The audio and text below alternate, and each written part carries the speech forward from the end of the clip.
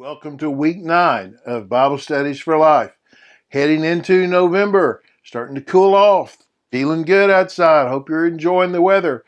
I know we are down here in Texas, but let me tell you, we're going to have a great study today. This is one of these studies I think sometimes we kind of zoom right through, and maybe it'll be helpful for you to read all of chapter 2 and 3 of Exodus just to kind of settle in on this early story about Moses. Okay, before we look at this passage, if you haven't already, subscribe, hit the subscribe button, hit the thumbs up button to like the video, give us a comment, a question, tell us where you're watching from, how you're teaching this, something you're learning from the passage, and then share the video with somebody else. You can support our work at give.exposedtochrist.com. Let's look at Exodus chapter 2. Okay, it's a lot of passages, a lot of scriptures to read because it's kind of getting the whole story, and I like that. I like where we get more of the story included in the lesson. Years later, after Moses had grown up, okay, so this is Moses, gets put in the basket down the river, ends up getting picked up by Pharaoh's daughter, raised, Pharaoh's household. Okay, so years later, maybe specifically Moses is around 40. Moses had grown up. He went out to his own people and observed their forced labor. Okay. Moses is raised in Pharaoh's household, but Moses does have a sense that he's not Egyptian. He is Hebrew. He's just been very privileged as a Hebrew to be in Pharaoh's household, but he still has a sense of his identity, okay? He observed their forced labor. They were slaves. He saw an Egyptian striking a Hebrew, one of his people. You see this? His own people, his people. Okay, this identification he has. Looking all around and seeing no one. This is interesting. We're going to come back to that. He struck the Egyptian dead and hid him in the sand. The next day he went out and saw two Hebrews fighting. He asked the one in the wrong, "Why are you attacking your neighbor?" Okay, so he looks around, because he knew what he was about to do. And he wanted to kind of be sure he wasn't caught.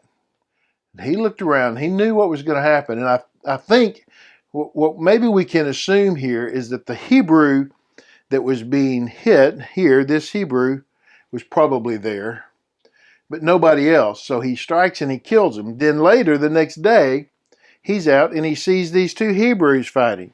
Now they're fighting, and he says, "Why are you attacking your neighbor? What are you doing? Why are you fighting one another?" "Who made you a commander and judge over us?" the man replied. "Are you planning to kill me as you killed the Egyptian?" "Oh, uh-oh." Moses became afraid and thought, "What I did is certainly known." This right here tells you Moses thought he'd gotten away with it. It doesn't appear that he thought he could just get away with it, because he looked around to make sure, but he certainly never thought the Hebrew would turn on him, right? But see, while he saw himself as a Hebrew, the Hebrews really saw him more as an Egyptian. That's who they thought he was, not as a Hebrew. They didn't accept him as a leader, right? He's not their commander. He's not their judge, right? "You going to kill me like you did kill the Egyptian?" They knew what had happened. The story had gotten around. People knew, and they were talking about it.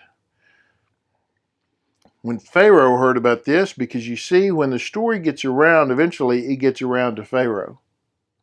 He'll find out sooner or later, right?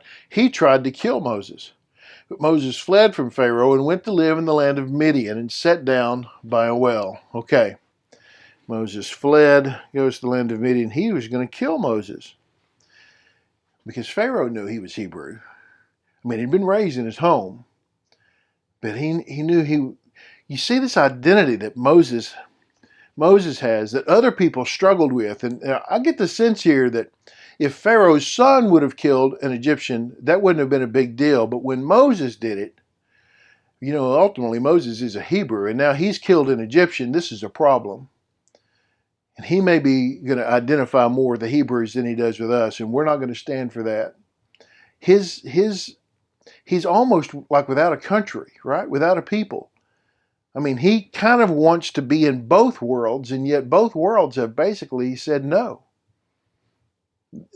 Each of them considers him a part of the other world. The Egyptian thinks he's Hebrew, and the Hebrew thinks he's Egyptian. Moses thinks he's both. He's got nothing.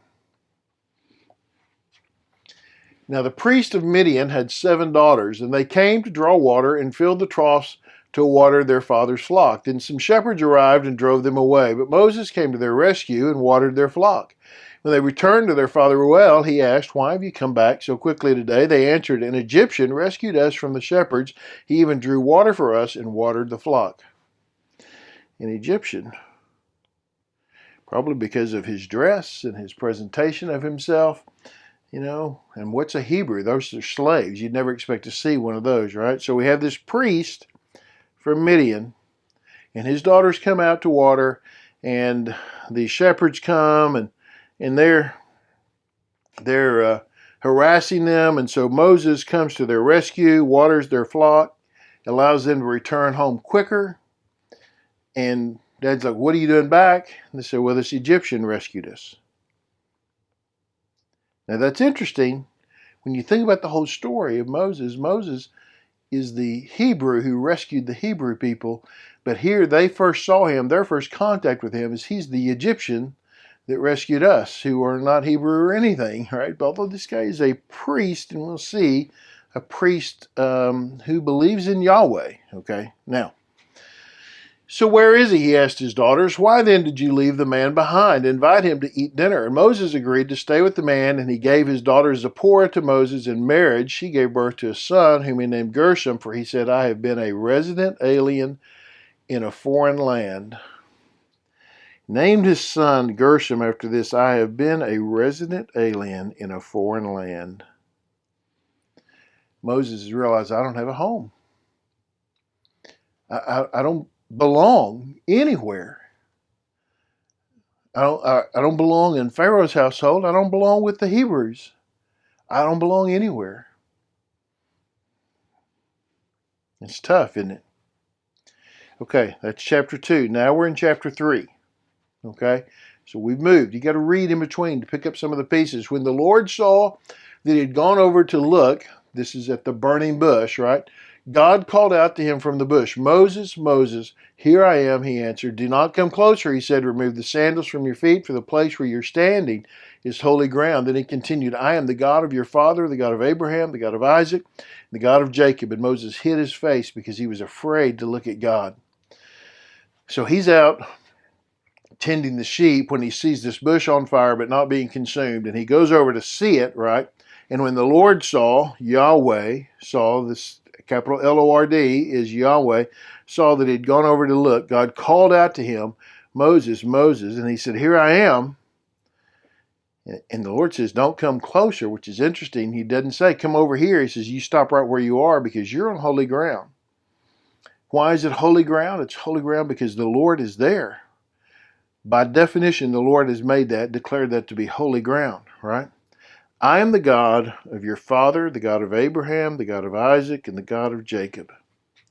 Okay, do you see this? The Lord identifies Moses. The Lord tells him where he belongs. The Lord tells him who his people is. "I'm the God of your father, the God of Abraham, Isaac, and Jacob." That's who I am. And by, what is this, some property there, that's who Moses is. Because if he's the God of Moses' father, then he's the God of Moses. And so Moses belongs to those people. That's who he is. He is a Hebrew. Okay? Then the Lord said, "I've observed the misery of my people in Egypt. I've heard them crying out because of their oppressors. I know about their sufferings. And I've come down to rescue them from the power of the Egyptians and to bring them from that land to a good and spacious land, a land flowing with milk and honey, the territory of the Canaanites, all these ites. So because the Israelites' cry for help has come to me, and I've also seen the way the Egyptians are oppressing them, therefore go, I'm sending you to Pharaoh so that you may lead my people, the Israelites, out of Egypt." Okay. I just want us to see the Lord's work here when the people of Israel thought God did not hear. The Lord said, I have seen, observed, right, their misery. I have heard them crying out. I know about their sufferings, and I have come down to rescue them. I have seen them, I have heard them, I know, and here I come. This is God's statement to Moses.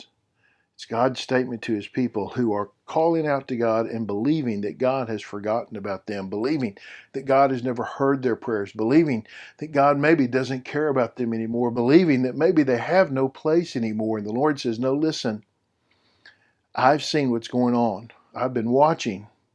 I've heard. I've been listening. I know. I have full understanding of what is going on, and I'm coming. You want to be encouraged today? You want a reason to trust God, to put your faith in God? Listen, these things are still true.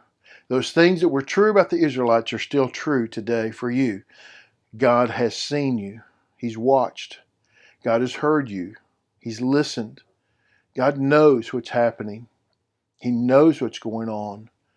And God will come and rescue you. This is who our God is. This is what he does. And this is the great promise here. And then he tells Moses, I am sending you. Listen, you know who the answer to their prayers was? Moses was the answer to their prayers. Now listen, they didn't accept it. They didn't like it often.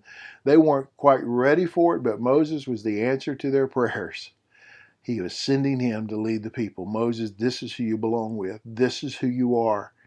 And what we see in the story is, in fact, that everything that God had done in Moses' life to that point was to get him ready. For 40 years, he's in this land in Midian. This is between chapter 2 and chapter 3. For 40 years, he's there being prepared, shepherding the sheep so that he might shepherd the people. God sees, God hears, God knows, and God is coming. Hey, I hope that's helped you. God bless you. Thank you for teaching. Thanks for watching today. I appreciate that. Be sure and subscribe, like, comment, share with somebody else. All right? We'll see you next week.